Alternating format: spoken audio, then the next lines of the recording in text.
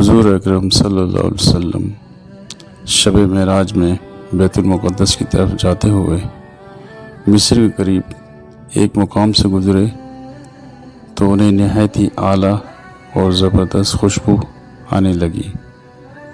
آپ صلی اللہ علیہ وسلم نے حضرت جبرائیل علیہ السلام سے پوچھا کہ یہ خوشبو کیسی ہے؟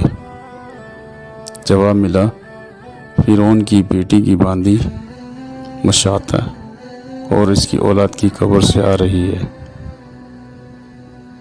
پھر حضرت جبرائیل علیہ السلام نے اس کا قصہ بیان کیا کہ مشاطہ فرعون کی بیٹی کی خادمہ تھی اور وہ خفیہ طور پر اسلام لا چکی تھی۔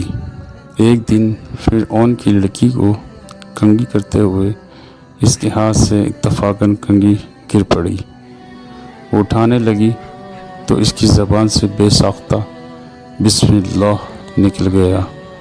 اس پر شہزادی نے کہا، تو نے آج عجیب کلمہ بولا، رب تو میرے باپ فرعون ہی ہیں، تو پھر تم نے یہ کس کا نام لیا ہے؟ اس نے جواب دیا، فرعون رب نہیں بلکہ رب وہ اللہ ہے جو مجھے اور تجھے اور خود فرعون کو روزی دیتا ہے۔ شہزادی نے کہا، اچھا تو میرے باپ کے سوا کسی اور کو اپنا رب مانتی ہے؟ اس نے جواب دیا، ہاں میرا، تیرا اور تیرے باپ کا، سب کا رب اللہ تعالیٰ ہی ہے۔ شہزادی نے اپنے باپ سے کہلوایا۔ وہ سخت غضبناک ہوا اور اسی وقت اسے برسر دربار بلوا بھیجا اور کہا، کیا تو میرے سوا کسی اور کو اپنا رب مانتی ہے؟ اس نے کہا کہ میرا اور تیرا رب اللہ تعالیٰ ہی ہے جو بلندیوں اور بزرگی والا ہے۔ فرعون نے اسی وقت حکم دیا کہ تانبے کی جو گائے بنی ہوئی ہے اس کو خوب تپایا جائے، اور جب بالکل آگ جیسی ہو جائے تو اس کے بچوں کو ایک ایک کر کے اس میں ڈال دیا جائے، آخر میں خود اسے بھی اسی میں ڈال دیا جائے۔ چنانچہ وہ گرم کی گئی۔ جب آگ جیسی ہو گئی تو حکم دیا کہ اس کے بچے کو ایک ایک کر کے اس میں ڈالنا شروع کرو۔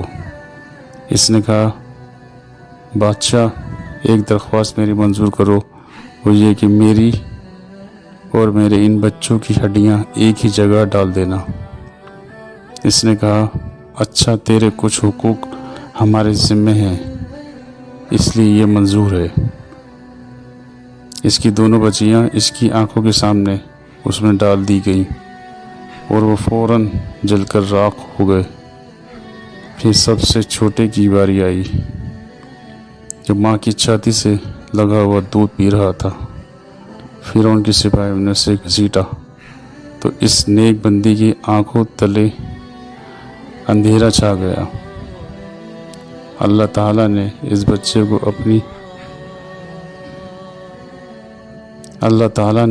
بچے کو اسی وقت زبان دے دی اور اس نے بآواز بلند کہا، اماں جان افسوس نہ کر، اماں جان ذرا بھی پیش نہ کرو، حق پر جان دینا ہی سب سے بڑی نیکی ہے۔ چنانچہ انہیں صبر آ گیا۔ اس بچے کو بھی آگ میں ڈال دیا گیا اور آخر میں اس کی ماں کو بھی اسی آگ میں جلا کر مار دیا گیا۔ یہ خوشبو کی مہکیں اسی کی جنتی محل سے آ رہی ہیں۔